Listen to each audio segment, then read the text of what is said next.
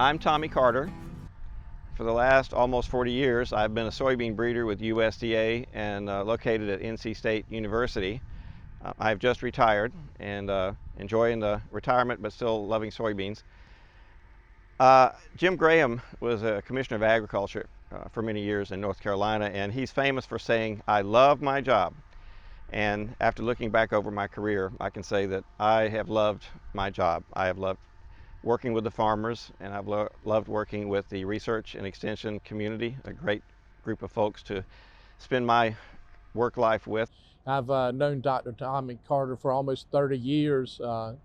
Tommy and I first started working together when he was producing or actually breeding for some soybeans to export, where we're working on natto. But over the years, over the past 20 years, I've worked with him at the North Carolina Soybean Producers Association, and for the last 9 years as a USB director. And there's great diversity in what Dr. Carter has done over the years. Like I say, initially with me it was for natto soybeans, but he's worked on a number of projects, especially over the last few years with drought tolerance and trying to develop high protein varieties. If you have insects, you can spray. If you have cyst nematode problems, you can choose a resistant variety. But if you have drought or heat problems, then there's not a lot you can do.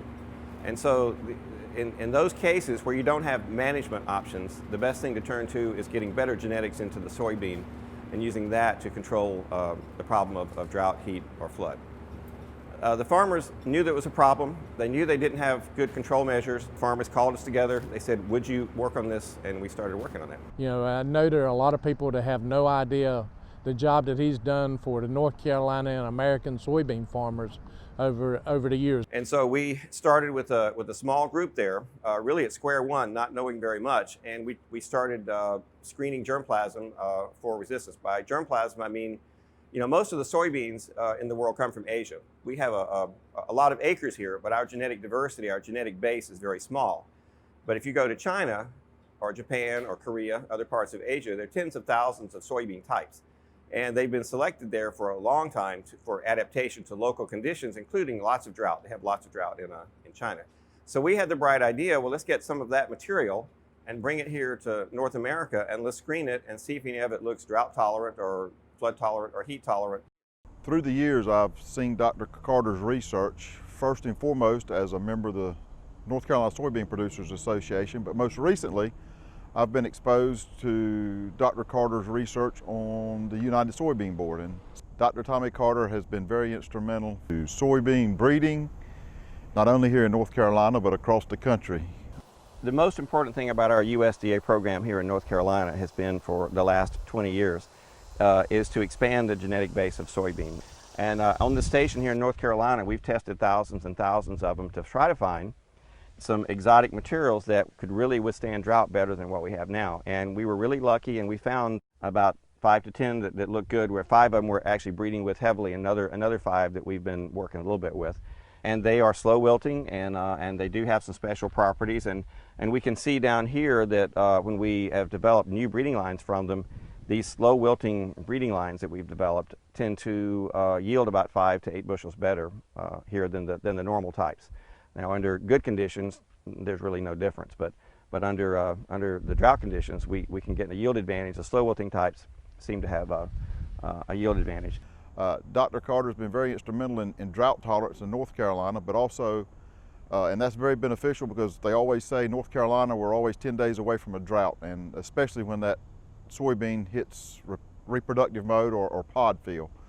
Dr. Carter's also collaborated with a lot of other researchers around the country on flood tolerance through the Delta and into Texas. It turns out that flood tolerance and drought tolerance are sort of flip sides of the same coin. There is some relationship between the two, but most of our U.S. varieties are very sensitive to both.